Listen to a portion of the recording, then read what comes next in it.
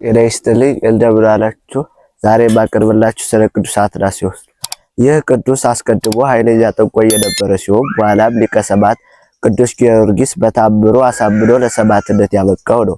ንጉሥ ዱድያኖስ ሰባ ነገሥታትን ሰብስቦ ሰባ ጣዖታትን አቁሞ ሲያሰግድ ቅዱስ ጊዮርጊስ ቢያገኛቸው ለሃይማኖቱ ቀናኢ ነውና ከቤተ መቅደስ ውስጥ ገብቶ በከሃዲያኑ ሰባ ነገሥታት ፊት ክርስቲያን መሆኑን በመመስከር የጌታችንን አምላክነት መሰከረ። ንጉሥ ዱድያኖስ የቅዱስ ጊዮርጊስ ማንነት ከተረዳ በኋላ አንተማ የእኛ ነህ፣ 10 አህጉር ላይ ሾመሃለሁ፣ የኔን አምላክ አጵሎንን አምልክ አለው። ቅዱስ ጊዮርጊስም ሹመት ሽልማት ላንተ ይሁን፣ አምላኬን ኢየሱስ ክርስቶስን አልክድም አለው። በዚህም ጊዜ ዱድያኖስ እጅግ ተናዶ አሰቃቂ መከራዎችን አደረሰበት። ቅዱስ ጊዮርጊስ ግን ይህን ከሃዲ እስካሳፈረው ድረስ ነፍሴን አትውሰዳት በማለት በመከራው ሁሉ ይታገዝ ዘንድ ለመነው። ጌታችንም ጸሎቱን ሰምቶ በመከራው ሁሉ ጽናትን ሰጥቶታል። ሶስት ጊዜም አስነስቶታል። ቅዱስ ጊዮርጊስ ሲደርስበት የነበረው አሰቃቂ መከራዎች ሁሉ ለሰው ልጆች በሕሊናቸው ሊያስባቸው የማይችሏቸው ናቸው። በመጀመሪያም በእንጨት ካሰቀለው በኋላ ስጋውን አስፈተተው። በትልቅ ችንካር ባለበት የብረት ጫማ ጫምቶ ሂድ አለው።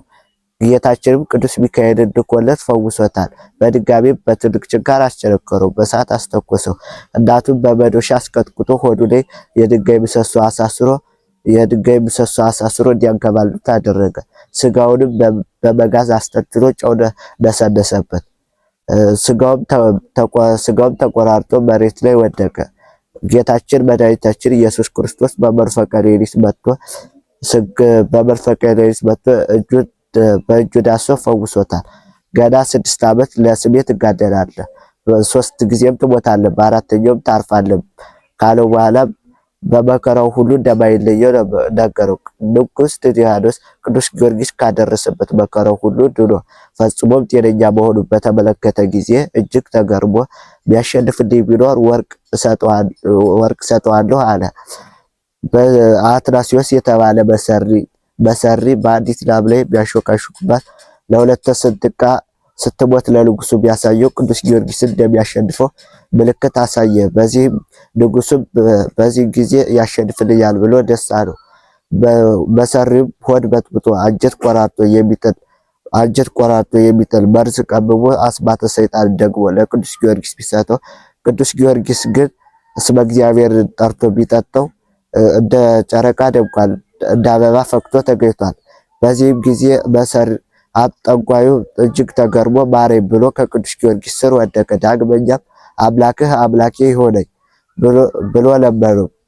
ሰማዕቱም የዚህ ጠንቋይ መመለሱን ባየ ጊዜ የቆመባትን መሬት ውሃ አፍልቆ ወደ እግዚአብሔር ቢያመለክት ሐዋርያዊ ቶማስ በመንፈስ መጣና መሰሪ የነበረውን አትናስዮስ አጠመቀው። አትናስዮስም ከቅዱስ ጊዮርጊስ አምላክ በስተቀር የለም ብሎ የጌታችንን አምላክነት በከሃዲያኑ በሰባ ነገሥታት ፊት በመመስከር ጥር 23 ቀን አንገቱን ለሰይፍ በመስጠት በሰማዕትነት አርፏል። የቅዱስ አትናስዮስ በረከት ይደርብ። ጤና ይስጥልን እንደምን ዋላችሁ? ዛሬ ማቀርብላችሁ የባህራን ታሪክ ነው። በእስክንድርያ ሀገር አክሊሉ በጥራ ወለተ በጥሊሞት ዙሃል በሚባል ኮከብ ስም የሚጠራ ታላቅ ቤተ ጣዖት ነበር። ህዝቡ በየዓመቱ ሰኔ 12 ቀን ፍሪዳ እያረዱ መስዋዕት እየሰዉ ያከብሩታል። ለእስክንድሮስ አስተምሮ ካሳመናቸው በኋላ የቅዱስ ሚካኤልን ታቦት አግብቶ ቤተ ጣዖቱን ቀድሶ በየዓመቱ ሰኔ 12 ቀን እንዲያከብሩ ስርዓት ሰራላቸው። ይህን ስርዓት ከሚያከብሩ ሰዎች መካከል አንዱ የባህራን አባትና እናት ነበሩ። ባህራን ተጸንሶ ሳለ አባትየው ሞተ። እናቱ ምጥ ተይዛ ወደ እግዚአብሔር ጸልይ ቅዱስ ሚካኤልና ቅዱስ ገብርኤል ከችግር ገላግለዋታል። መልኩ ያማረ ሕፃን ባህራንን ወለደች። በጎረቤቷ ክፉ ባለጸጋ ነበር። ቅዱስ ሚካኤልና ቅዱስ ገብርኤል ይህ ሕፃን የዚህም ባለጸጋ ሀብት ይወርሳል ሲሏት በአልጋው ላይ ሳለ ጌታ ጆሮውን ከፍቶለት ሰማ።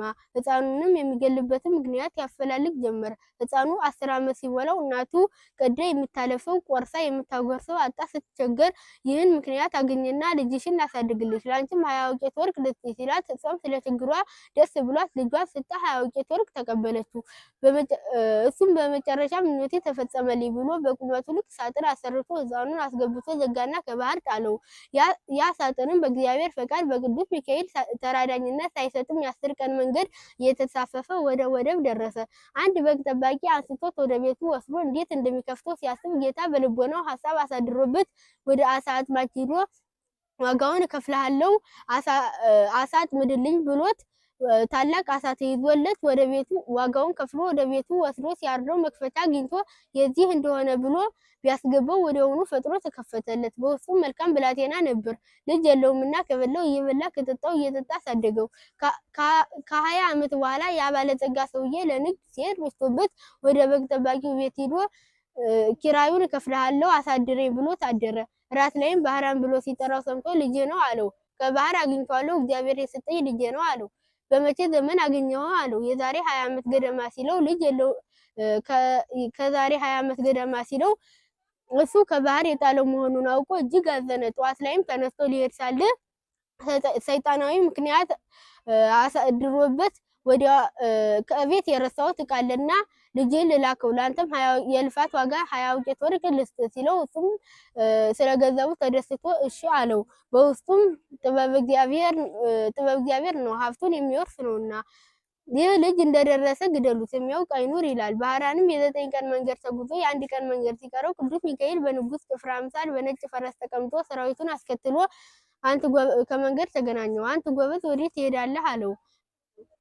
አንድ ባለጸጋ ሰውዬ ልኮኝ እየሄድኩ ነው አለው። እስኪ መልእክቱን አሳየኝ ሲለው ባህራንም ስለፈራ ያሳየዋል። ቅዱስ ሚካኤልም መልእክት ተሸክሞ ለመጣው ስሙ ባህራን ለሚባል ልጅ በውስጥም በውጭም ያለ ሀብቴን በሙሉ አወርሱት፣ እከሊትንም ልጄን አጋቡት፣ በቤቴ የፈለገውን ያድርግ ይላል። ባህራንም እንደደረሰ ለመጋቢው ሰጠው። መጋቢውም እንደተባለው አደረገ። ከ40 ቀን በኋላ ያባለጸጋ ሰውዬ ከንግድ ተመልሶ የእልልታ የከበሮ የዘፈን ድምጽ ሰምቶ ምንድነው ብሎ ቢጠይቅ አንተ ለላከው ልጅ ሀብትን አወረሱት ልጅህንም አጋቡት ብሎ ቢነግረው ከፈረሱ ወድቆ ሞተ።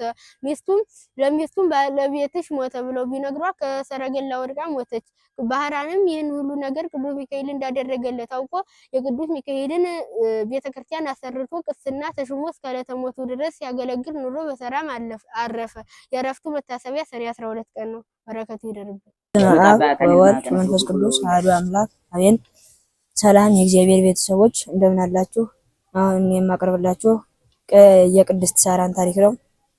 ሳራ ማለት ሲሆን ሀገሯ በአንጾኪያ ባሏ ደግሞ የካዲው የዲዮቅልጥያኖስ መኮንን ያከሉን ነበር። አስቀድሞ እርሱም እንደ እርሷ ክርስቲያን የነበረ ሲሆን ነገር ግን ንጉሱን በመፍራት ሲገድ እርሷ ግን በሃይማኖቷ ጸንታለች። ባሏም እኔ ንጉሱን ፈርቼ እንጂ ሁልጊዜ በልቤ በክርስቶስ እመካለሁ ይላት ነበር። ሁለት ልጆቿን በወለደች ጊዜ የክርስትና ጥምቀትን ማስጠመቅ አልቻለችም። ምክንያቱም የአንጾኪያ ቤተክርስቲያናት ወድመው ነበር። እስክንድሪያ አባ ጴጥሮስ ወደ ተባለ አባት ሄዳ ልታስጠምቃቸው ከአሽከሮቿ ጋር በመርከብ ተሳፍራ መሄድ ጀመረች። በመሃልም ኃይለኛ ማዕበል ተነስቶ መርከቢቷን ሊያሰምጣት ሆነ። ልጆቼ የክርስትና ጥምቀትን ሳይጠመቁ እንዳይሞቱ በማለት ጸሎት ካደረገች በኋላ የቀኝ ጡቷን በምላጭ ቀዳ በደሟ በግንባራቸው ላይ የመስቀል ምልክትን አደረገች። በጀርባቸውና በደረታቸው ላይም እንዲሁ ካደረገች በኋላ በባህሩ ላይ አጠመቀቻቸው። በዚህም ጊዜ ማዕበሉ ጠፋ፣ ታላቅ ጸጥታም ሆነ። እስክንድርያ ደርሶ አባ ጴጥሮስ ጋር አቀረበቻቸው። አባ ጴጥሮስም ሌላ የሚጠመቁ ብዙ ህፃናት ስለነበሩ በተራ የቅድስት ሳራ ልጆች ሊያጠምቋቸው ሳለ ውሃው እየረጋ እምቢ ብላቸዋል። 3 ጊዜ በተከታታይም እንዲህ ሆኗል።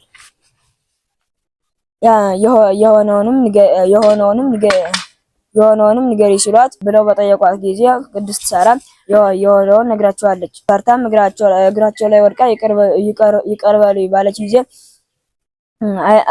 አይዞሽ አትፍሪ፣ አንቺ ባጠመቅሻቸው ጊዜ በመለኮታዊ እጁ ያጠመቃቸው ባለቤቱ ኢየሱስ ክርስቶስ ነው አሏት። እርሷም ከእሳቸው እጅ ስጋው ደግሞ ከነልጆቿ ተቀብላ ወደ እስክንድርያ ተመለሰች። ከዚህም በኋላ የሳራ ባል ይህን ያደረገችውን ሲሰማ ተቆጥቶ ለንጉሱ ከሰሳት። ንጉሱም ልታመነዝሪ ነው ወደ እስክንድርያ የሄድሽው ብሎ ሲጠይቃት እርሷ የክርስቶስ ወገን የሆኑ ክርስቲያኖች አያመነዝሩም፣ እናንተ ጣዖት አምላኪዎች ታመነዝራላችሁ እንጂ አለችው። ከሃዲውና ጨካኙ ዲዮቅልጥያኖስም እጆቿን የኋሊት አስሮ ልጆቿን ሆዷ ላይ አስቀምጦ ሁለቱ ልጆቿን ሆዷ ላይ አስቀምጦ ሶስቱንም በእሳት አቃጠላቸው። ቅድስት ሳራም ሚያዝያ 25 ቀን የድልና የሕይወት አክሊልን ከነልጆቿ ተቀዳጅታለች። በረከቷ ይድረስ።